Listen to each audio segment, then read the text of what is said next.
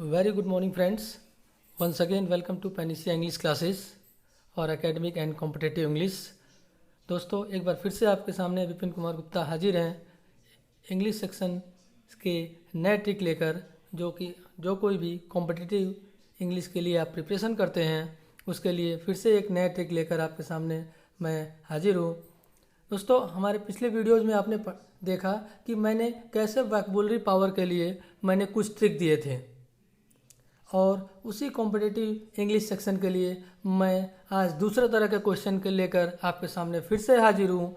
दोस्तों, मैंने आपको बताया था कि इंग्लिश सेक्शंस के जो क्वेश्चंस होते हैं ये मैक्सिमम एग्ज़ाम्स के लिए बहुत ही इंपॉर्टेंट होते हैं। हालांकि कुछ एग्ज़ाम में क्वालिफाइंग होते हैं, लेकिन बहुत सारे एग्ज़ाम में ये स्कोरिंग भी होते हैं। तो पहले एक तरह का क्वेश्चन जो मैंने आपको अभी तक पिछले वीडियो में बताया था वो वोकैबुलरी का बताया था, जो अनसीन पैसेज पूछते हैं उससे related synonym, antonym, one word और इडियम्स एंड फ्रेजेस। दूसरे तरह के दोस्तों जो क्वेश्चंस सबसे ज़्यादा पूछते हैं कॉम्पिटिटिव एग्जाम में वो होता है कॉमन एरर के क्वेश्चन। कॉमन एरर या आप कह सकते हैं स्पॉटिंग एरर। दूसरे जो सबसे इम्पोर्टेंट क्वेश्चन दोस्तों पूछता है आपके एग्जाम में वो होता है कॉमन एरर या स्पॉटिंग एरर के क्वेश्चंस। ये एक क्वेश्चन बिल्कुल हर कॉम्पिटिटिव एग्जाम में बिल्कुल फिक्स होता है। एक क्वेश्चन जिसके अंडर में 4 क्वेश्चंस होते हैं, मींस 4 to 5 मार्क्स के ये आपके कॉमन एरर के क्वेश्चंस मैक्सिमम कॉम्पिटिटिव एग्जाम में बिल्कुल फिक्स होते हैं। लेकिन दोस्तों, सबसे ज़्यादा मिस्टेक हम लोग इसी तरह के क्वेश्चंस को करने में करते हैं, क्योंकि वो टोटल सेंटेंस 5 पार्ट में डिवाइड होता है, A, B, C, D and 5th होता है नो एरर या नो करेक्शन रिक्वायर्ड। तो इस तरह के क्वेश्चन में हम अक्सर फंस जाते हैं दोस्तों। तो आइए देखते हैं दोस्तों कैसे इस तरह के क्वेश्चंस हम बहुत ही आसानी से 10 से 15 सेकंड के अंदर बहुत आसानी से कर सकते हैं बिना कोई मिस्टेक किए। तो दोस्तों, शुरू करने से पहले मैं आप सबसे कहना चाहूँगा, अगर आप हमारे चैनल पर नए हैं तो हमारे चैनल को सब्सक्राइब जरूर करिएगा और बेल आइकन बटन को दबा दीजिएगा, जिससे कि आपको हमारे सारे वीडियो मिल सके जो आपके कॉम्पिटिटिव एग्जाम में आपकी हेल्प कर सके। तो चलिए दोस्तों, without any wasting of time हम अपना आज का क्वेश्चन शुरू करते हैं। कॉमन एरर या स्पॉटिंग एरर। कॉमन एरर या स्पॉटिंग एरर जो क्वेश्चंस वैसे दोस्तों बहुत सारे ग्रामर के टॉपिक को मिक्स करके पूछता है, लेकिन सबसे ज़्यादा जो क्वेश्चन पूछता है वो मैं कुछ टॉपिक लिख रहा हूँ कौन कौन से टॉपिक से कॉमन एरर के क्वेश्चंस बनते हैं। सबसे पहला जो टॉपिक होता है इसमें दोस्तों वो होता है प्रीपोजिशन। प्रीपोजिशन। दूसरा जो टॉपिक होता है वो होता है टेंस। तीसरा जो टॉपिक होता है वो होता है voice. Voice mean active passive voice. और चौथा जो होता है दोस्तों वो होता है subject verb agreement. Subject verb agreement. तो दोस्तों, ये मैक्सिमम जो आपके कॉमन एरर्स या स्पॉटिंग एरर के जो क्वेश्चन बनते हैं आपके कॉम्पिटिटिव एग्जाम में वो ज़्यादातर जो पूछता है वो इन 4 टॉपिक से पूछता है। प्रीपोजिशन, और दूसरा होता है टेंस, तीसरा वॉइस एक्टिव पैसिव वॉइस से, और चौथा होता है सब्जेक्ट वर्ब एग्रीमेंट। हाँ, या इसको आप ये भी कहते हैं सब्जेक्ट वर्ब कंकर्ड, या आप ये भी कह सकते हैं agreement of subject with verb. तो इन 4 टॉपिक से सबसे ज़्यादा कॉमन एरर के क्वेश्चन बनाए जाते हैं दोस्तों, लेकिन फिर भी हम कहीं ना कहीं उसमें मिस्टेक कर देते हैं, ऑप्शन को करेक्ट हम लोग सेलेक्ट नहीं कर पाते हैं और हमारा क्वेश्चन गलत हो जाता है। तो दोस्तों, आज के हमारे वीडियो में हम जानेंगे कैसे इन कॉमन एरर के सेक्शन को हम बहुत आसानी से कर सकते हैं। बिल्कुल देखते ही हम जान जाएंगे कि कौन से सेंटेंस में मिस्टेक है और कौन सा सेंटेंस करेक्ट है। सो आइए दोस्तों, उस तरह के कुछ एग्जाम्पल्स को देखते हैं और जानते हैं कि कैसे कॉमन एरर के क्वेश्चन को सॉल्व करते हैं। तो दोस्तों देखते हैं, सबसे पहला जो हमारा सेक्शन हम लोग शुरू करते हैं question number A common error का। दोस्तों, आपको इसमें 5 पार्ट्स दिखाई दे रहे होंगे, part A, part B, part C, part D and part E। 5 parts आपको जो दिखाई दे रहे होंगे दोस्तों। The shepherd counted his sheep and found that one of them is missing, no error. 5 parts दिए हुए हैं friends. The shepherd counted first part, his sheep and found second part, that one of third part, them is missing fourth part and no error. No error means अगर इन सारे part में से किसी में कोई एरर नहीं है तो आपका ऑप्शन होगा ई। तो इन 5 सेक्शन दिए हुए हैं एक क्वेश्चन में दोस्तों। अब आपको फाइंड आउट करना है कि कौन से पार्ट में ग्रामेटिकली कोई मिस्टेक है। सो ऐसे क्वेश्चन में दोस्तों बहुत पहले सावधानी से उसे ध्यान से देखना होता है। कुछ नहीं, मीनिंग निकालने की आपको कोई ज़रूरत नहीं है, न ही बहुत डीप में जाना है। सिंपल जो कुछ फैक्ट्स हैं, कुछ जो रूल्स आप ग्रामर के बेसिक ग्रामर के पढ़े हैं, उसके बेसिस पे आप बिल्कुल इसका आंसर निकाल लेंगे। जैसे मैंने आपको अभी बताया 4 टॉपिक से रिलेटेड सबसे ज़्यादा क्वेश्चन पूछते हैं, प्रीपोजिशन, टेंस, वॉइस और सब्जेक्ट वर्ब एग्रीमेंट। अब देखते हैं इसमें दोस्तों कौन से पार्ट में मिस्टेक है। सब the shepherd counted his sheep and found that one of them. अब दोस्तों देखते हैं कि आपका जो सेंटेंस है वो पास्ट से स्टार्ट होता है, सिंपल पास्ट से स्टार्ट हो रहा है। तो हम देखते हैं दैट वन ऑफ देम, और यहाँ हमें मिल रहा है इज, मीन्स ये प्रेजेंट में है। आपका सेंटेंस पास्ट में स्टार्ट हो रहा है और वो कह रहा है दैट वन मीन्स शेफर्ड ने, शेफर्ड मीन गडेरिया, शेफर्ड ने अपने शिप को काउंट किया और उसने पाया कि one of them is, one उसमें से मिसिंग है।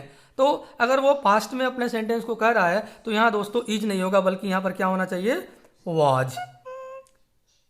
तो इसमें आपका वाज होना चाहिए। तो जब भी आप देखते हैं दोस्तों इस तरह का क्वेश्चन आप करते हैं तो आपको पता होना चाहिए कि जब हमारा सेंटेंस पास्ट में दिया हुआ है तो उसमें जो भी सेंटेंस आगे के जो क्लॉज होंगे वो पास्ट में ही होंगे। इज यहाँ पर नहीं होगा दोस्तों, यहाँ पर वाज हो जाएगा। ठीक है, तो दोस्तों बहुत आसानी से आप देखते ही पता लगा सकते हैं कि कॉमन एरर कौन से पार्ट में है। इज के जगह पे आपका वाज हो जाएगा। पहला क्वेश्चन दोस्तों हो गया। Let's come to the second question. Second question, unless you do not study properly and diligently you will never understand economics, no error। फिर से दोस्तों यहाँ पर हम लोग 5 पार्ट्स मिल रहा है। First part unless you do not, second part study properly and diligently, third part you will never and fourth part understand economics, fifth part no error। फिर से आपको A B C करके आपको 5 पार्ट्स मिल रहे हैं। A B C, इसको नाम दे देते हैं D एंड E। तो दोस्तों इसमें बहुत ज़्यादा कुछ आपको दिमाग नहीं लगाना। एक सिंपल सा टॉपिक बताऊंगा, सिंपल सा आपको इसके लिए रूल बताऊंगा, 1 सेकंड में आप इसको देखते ही कर लेंगे। देखिए दोस्तों यहाँ पे क्या दिया हुआ, अनलेस, अनलेस, अनलेस और अनटिल, ये 2 ऐसे वर्ड हैं दोस्तों कि जब भी किसी सेंटेंस में आते हैं ये हमेशा अनलेस और अनटिल नेगेटिव सेंस देते हैं। इसमें नॉट पहले से ही इंक्लूड होता है। सो अगर अनलेस या आपको अनटिल, ये 2 शब्द अगर किसी भी सेंटेंस में मिलते हैं तो आप जान लेंगे कि अनलेस अनटिल अगर दिया हुआ तो ये नेगेटिव सेंस देते हैं। इसमें नॉट पहले से इंक्लूड होता है, इसलिए इसको और ज़्यादा फिर से नॉट लगा करके नेगेटिव सेंटेंस बनाने की ज़रूरत नहीं है। और अगर वो किसी भी पार्ट में अनलेस के बाद अगर नेगेटिव सेंटेंस दिया हुआ है, नॉट लगाया हुआ है, तो मान के चलेंगे कि वो गलत है। जैसे आप देख सकते हैं यहाँ अनलेस यू डू नॉट, बहुत ध्यान से देखिएगा दोस्तों, अनलेस यू डू नॉट, ये डू नॉट देखिए लगा हुआ है। मैंने आपको बताया अगर सेंटेंस में अनलेस या अनटिल आता है तो आपको ध्यान देना है कि नॉट हम नहीं लगाएंगे, क्योंकि अनलेस और अनटिल वर्ड में पहले से ही नॉट इंक्लूड होता है, वो नेगेटिव सेंस हमेशा देता है। तो हमें ये जानना चाहिए कि अनलेस और अनटिल अगर दिया हुआ है तो हमें नॉट का यूज नहीं करना है। डायरेक्टली हम इसको लिखेंगे unless you study properly and diligently you will never understand economics. तो दोस्तों इसमें एरर कौन से पार्ट में है, पार्ट ए में है। यहाँ पर डू नॉट नहीं होगा क्योंकि अनलेस लगा हुआ है, तो इसमें हम नेगेटिव वर्ड नहीं यूज करेंगे। तो सिंपल सा एक सबसे इजी फॉर्मूला आपको याद रखना, अनलेस और अनटिल कहीं भी सेंटेंस में दिखता है तो उसमें नॉट लगा हुआ है। और मैक्सिमम देखिएगा, ध्यान दीजिएगा दोस्तों, जब इस तरह के क्वेश्चंस आप प्रैक्टिस सेट पेपर में देखेंगे तो आपको पता चलेगा कि अनलेस और अनटिल से जब भी क्वेश्चन पूछ रहा है तो मैक्सिमम एरर इसी पार्ट में देता है। आपको नॉट लगा कर देगा, डज नॉट या डू नॉट ऐसे नॉट लगा कर देगा और आपको एरर फाइंड आउट करने को कहेगा। तो कहीं नहीं, बिल्कुल आपको माइंड अपना डाइवर्ट करना है। सिंपल देखते ही अगर नॉट दिया हुआ है तो आपको उसी पार्ट में एरर फाइंड आउट कर लेना है, क्योंकि अनलेस लगा हुआ है तो वहां हम नॉट नहीं यूज कर सकते। Okay, coming to the next question, question number 3। Question number 3, Ajay was adamant, first part A, on finishing the B part, work before leaving C part, by the day D part and no error E part. फिर से देखते हैं दोस्तों, Ajay was adamant on finishing the work before leaving by the day. अब देखते हैं दोस्तों इसमें क्या मिस्टेक, मैंने पहले ही बता दिया कि बहुत ज़्यादा उसमें दिमाग नहीं लगाना, बस सिंपल सा आपको सेंटेंस को देखना है और माइंड पे क्लिक करना है कि जो 4 टॉपिक मैंने बताया, प्रीपोजिशन, टेंस, वॉइस और सब्जेक्ट वर्ब एग्रीमेंट, उसमें किससे मिस्टेक हो सकता है। पहले देखते हैं दोस्तों इसमें कुछ प्रीपोजिशन दिए हुए हैं, देखें पहले प्रीपोजिशन से रिलेटेड मिस्टेक है या नहीं है। As a word adamant on, adamant on लगा हुआ है, बिल्कुल सही है दोस्तों, इसमें कहीं से कोई मिस्टेक नहीं है। Verb before living by the day, before living by the day, दोस्तों यहाँ पर बाय नहीं होगा, यहाँ पर आपका यूज होगा फॉर, FOR, यहाँ पर फॉर का यूज होगा, क्योंकि मैं पहले ही बता चुका हूँ कि प्रीपोजिशन से 1 से 2 क्वेश्चन, अगर 4 क्वेश्चन 5 क्वेश्चन कॉमन एरर के दिए हुए हैं तो उसमें 1 से 2 क्वेश्चन निश्चित रूप से आपको प्रीपोजिशन से रिलेटेड मिलते हैं। तो ये आपका यहाँ पर बाई, डी पार्ट में रॉन्ग है, बाई नहीं होगा बल्कि यहाँ पर फॉर होगा, ठीक है। तो next question let us see, question number 4, alarming rate of under age smoking and drinking is seen between school kids these days, no error. फिर से देखते हैं दोस्तों क्वेश्चन नंबर 4 में, alarming rate of part A under age smoking and drinking part B is seen between part C D and next is school kids these days and no error part E. फिर से देखते हैं दोस्तों अब इसमें क्या mistake हो सकता है। अब देखते हैं दोस्तों, alarming rate of under age smoking and drinking is scene, passive voice में दिया हुआ है इज सीन, यहां तक कोई मिस्टेक नहीं है। अब हम देखते हैं स्कूल किड्स की बात हो रही है, मींस बहुत सारे स्टूडेंट्स स्कूल के हैं। अब यहां पर लगा हुआ है बिटवीन, दोस्तों हम लोग प्रीपोजिशन में बिटवीन और एमंग का यूज हम लोगों ने पढ़ा होगा। बिटवीन हम हमेशा 2 लोगों के लिए लगाते हैं और एमंग 2 से अधिक लोगों के लिए। अब यहाँ स्कूल किड्स है, इसका मतलब यहाँ बहुत सारे बच्चे हैं, तो बिटवीन हम यहाँ पर नहीं लगा सकते हैं, हमें यहाँ पर एमंग लगाना होगा, क्योंकि हम लोग पढ़ चुके हैं कि बिटवीन हम केवल 2 लोगों के लिए लगाते हैं और एमंग हम लगाते हैं मोर देन टू। तो आपको पता होना चाहिए कि बिटवीन दिया हुआ तो सिंपल हम समझ जाएंगे कि जब स्कूल किड्स मीन बहुत सारे स्कूल के बच्चों की बात हो रही है तो बिटवीन का यूज हम यहाँ नहीं कर सकते हैं, क्योंकि बिटवीन केवल हम 2 स्टूडेंट के लिए, 2 पर्सन के लिए, 2-3 के लिए लगाते हैं और 2 से ज़्यादा जैसे ही होते हैं हम वहाँ हम एमंग लगाते हैं। तो बिटवीन यहाँ पर रॉन्ग होगा, यहाँ पर एमंग होना चाहिए। ऐसे ही एमंग और एक वर्ड होता है एमंगस्ट, AMONGST। एमंगस्ट का जो यूज होता है वो भी 2 से अधिक लोगों के लिए होता है, लेकिन ये वॉवेल वर्ड से जब स्टार्ट होते हैं उनके साथ, जैसे एमंगस्ट अस, एमंगस्ट आवर, जब ऐसे कोई वर्ड हमें मिलते हैं तब हमें एमंगस्ट लगाना है। ये भी 2 से अधिक लोगों के लिए होता है। बिटवीन केवल 2 लोगों के लिए होता है और एमंग या एमंगस्ट 2 से अधिक लोगों के लिए होता है। जैसे आपने एक यूज पढ़ा होगा टू और ऑल्सो का, TOO, और ऑल्सो का यूज पढ़ा होगा आपने, टू और ऑल्सो। टू का जो यूज करते हैं हम 2 लोगों के लिए करते हैं और ऑल्सो का यूज 2 से अधिक लोगों के लिए करते हैं। ऐसे ही आपने वर्ड पढ़ा होगा ईच अदर और वन अनदर। ईच अदर हम 2 लोगों के लिए लगाते हैं और वन अनदर 2 से अधिक लोगों के लिए लगाते हैं। तो ऐसे दोस्तों देख सकते हैं आप कि बिटवीन और एमंग के साथ ही आपने 2 रूल और नए जाने, जिसको आप अपने कॉमन एरर में अप्लाई कर सकते हैं। अगर TOO और ऑल्सो दिया हुआ है तो अगर 2 होगा तो 2 लोगों के लिए होना चाहिए और ऑल्सो होगा तो 2 से अधिक लोगों के लिए होना चाहिए। वैसे ही ईच अदर और वन अनदर का यूज होता है। तो दोस्तों नेक्स्ट क्वेश्चन आते हैं, question number 5, everyone reached the venue with time except these 3 girls since they live far away। फिर से देखते हैं part A, part B, part C, part D and part E, no error. फिर से देखते हैं दोस्तों, everyone reached the venue with time। अब टाइम यहाँ देखते हैं दोस्तों, विथ टाइम दिया हुआ है तो यहाँ पर हमारा विथ गलत होगा और हमारा होना चाहिए on the time. Everyone reached the venue on time except these 3 girls since they live far away। तो हम देख सकते हैं कि जो आपका मिस्टेक है, एरर है, वो आपका सेकेंड पार्ट बी पार्ट में है, विथ नहीं होगा बल्कि वहां पर हमारा ऑन होना चाहिए। ऑन का यूज आपको पता होगा दोस्तों, प्रीपोजिशन का चैप्टर मैं जरूर अपने वीडियोज में डालूंगा जिसमें आपको डिटेल में प्रीपोजिशन चैप्टर पढ़ाऊंगा, क्योंकि प्रीपोजिशन से बहुत सारे fill in the blanks, common error, true false के क्वेश्चंस कॉम्पिटिटिव एग्जाम में बनते हैं। मैं एक दिन प्रीपोजिशन का डिटेल वीडियो आपको जरूर दूंगा। इसलिए ऑन का यूज आपको पता होगा कि डेट के लिए, डे के लिए हम लगाते हैं और यहाँ ऑन टाइम है, इसलिए हम यहाँ विथ नहीं लगा सकते हैं। Next question number 6, when the principal entered in the class a student was writing on the black board. Option E, no error. अब इसमें दोस्तों देखते हैं कि क्या मिस्टेक है। फिर से इसमें प्रीपोजिशन की मिस्टेक है। When the principal entered, enter के बाद दोस्तों कोई भी प्रीपोजिशन नहीं लगता है। आपको पता होना चाहिए कि ऐसे बहुत सारे वर्ब हैं जिसमें किसी भी प्रीपोजिशन का प्रयोग नहीं होता है, कुछ वर्ब के बाद या कुछ पार्टिकुलर वर्ड के बाद।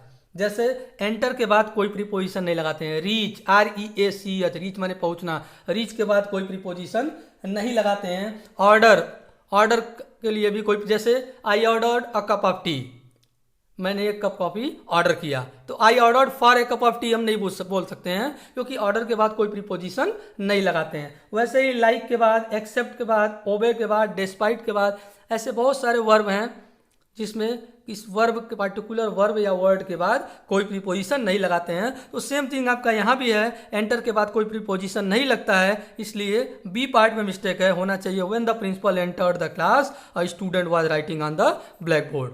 पार्ट बी में mistake. Coming to the next question my friend, question number 7, he always try to prove that the earth revolve around the sun, no error. देखते हैं इसमें part A, part B, part C, part D, part E, 5 parts are there. So let us find out the mistake. Once again we have to see. I have told you tense से related इसमें mistake है। देखते हैं इसमें क्या mistake है। पहला part देखते हैं, ये प्रेजेंट में कह रहा है he always try to prove that the earth revolved around the sun। सबसे पहला इसमें आपको जानना है दोस्तों फैक्ट क्या है। इसमें मेन फैक्ट क्या है, the earth revolve round the sun, means पृथ्वी जो है वो सूर्य के चारों तरफ चक्कर लगाती है। This is universal truth my friend, remember this. Universal truth के जो भी सेंटेंस होते हैं वो हमेशा प्रेजेंट में होते हैं। प्रेजेंट में क्यों होते हैं, क्योंकि इस तरह के सेंटेंस कभी बदलते नहीं हैं। जैसे the dogs bark at stranger, जो कुत्ते हैं वो स्ट्रेंजर पे बार्क करते हैं। It is universal truth. Okay, 2 and 2 makes 4, 2 और 2 4 होते हैं। अभी हम ये नहीं कह सकते 2 और 2 4 होते थे, because it is universal truth. तो यूनिवर्सल ट्रूथ हमेशा प्रेजेंट टेंस में होता है। ये आपका इसमें ट्रिक है। दूसरा ट्रिक ये है कि अगर ये प्रेजेंट दिया हुआ है तो आपका ये पास्ट नहीं हो सकता, ये भी प्रेजेंट में ही होगा। इसलिए आपको ये ध्यान रखना है दोस्तों कि इसमें भी सिंपल फैक्ट ये है कि यूनिवर्सल ट्रूथ दिया हुआ है the earth revolved around the sun, तो इसमें आपका मिस्टेक हो जाएगा रिवॉल्व्ड, यहाँ पर आपका क्या होना चाहिए, revolves. Coming to question number 8 and the last question of this video. No sooner had I finished my studies when I got a good job quickly. No error. सबसे important question, the most important kind of question, like I have told you about until and unless. Until unless का question मैंने बताया दोस्तों जो सबसे ज्यादा आपको पूछता है। और दूसरे टाइप का जो कॉमन एरर में क्वेश्चन पूछता है वो पूछता है नो सूनर का। बहुत ही इंपॉर्टेंट है, बहुत ध्यान से देखिएगा और बहुत आसान भी है। ये भी मैं, जैसे आपने अनटिल अनलेस को बहुत आसानी से समझ लिया, इसको भी बहुत आसानी से समझ लेंगे। और नो सूनर का यूज हम देखते हैं, नो सूनर अगर आया हुआ है सेंटेंस में तो याद रखेंगे नो सूनर के साथ हमेशा देन लगता है। नो सूनर के साथ हमेशा देन लगता है, THAN, देन। अब देखें इसमें देन है कि नहीं, देन पूरा सेंटेंस में नहीं है, जबकि व्हेन दिया हुआ है। ये सबसे ज्यादा मोस्ट इंपॉर्टेंट कॉमन मिस्टेक देता है दोस्तों। नो सूनर जब भी देता है तो आपको केवल और केवल देन लगाना है, लेकिन आपके क्वेश्चन में कॉमन एरर व्हेन लगा के दे देगा या दैट लगा के दे देगा। तो आपको पता होना चाहिए कि नो सूनर अगर आया हुआ है तो आपको उसके साथ देन का यूज करना है। नो सूनर में दो ही तरह के कॉमन एरर पूछते हैं। पहला मैंने आपको बता दिया, नो सूनर है तो हमेशा हमेशा देन होगा, व्हेन या दैट नहीं होगा। दूसरा इसमें क्या पूछता है दोस्तों, याद रखेंगे नो सूनर के बाद जो या तो आपको डिड, वर्ब, सब्जेक्ट और देता है। जैसे मैं आपको यहां लिख रहा हूं, no sooner did plus subject plus verb first form, ऐसे दे देगा। या no sooner had plus subject plus verb third form. Means दोस्तों दूसरा जो नो सूनर से रिलेटेड कॉमन एरर पूछता है वो देता है कि नो सूनर के बाद डिड होगा, वर्ब, ठीक है, सब्जेक्ट और उसके बाद वर्ब, या had subject verb third form. ये बहुत ही इंपॉर्टेंट क्वेश्चन है नो सूनर से जो आपका पूछता है। दो तरह के कॉमन एरर पूछता है नो सूनर से, दोनों मैंने बता दिया आपको दोस्तों। पहला पूछता है कि नो सूनर के साथ व्हेन या दैट लगा के देगा, लेकिन आपको याद रखना है कि नो सूनर के बाद हमेशा और हमेशा ही आपको देन लगाना है in each and every condition. और दूसरा इसमें कॉमन मिस्टेक जो पूछता है वो डिड लगाएगा तो यहाँ वर्ब की सेकंड फॉर्म दे देगा। याद रखना है डिड है तो वर्ब की फर्स्ट फॉर्म होगा, और हैड लगाया है तो यहाँ वर्ब की थर्ड फॉर्म होगा। तो दोस्तों आज हमने बहुत सारे ऐसे कॉमन एरर के क्वेश्चंस देखे और इस कॉमन एरर से आपको छोटे छोटे बहुत सारे फैक्ट्स और रूल्स पता चले।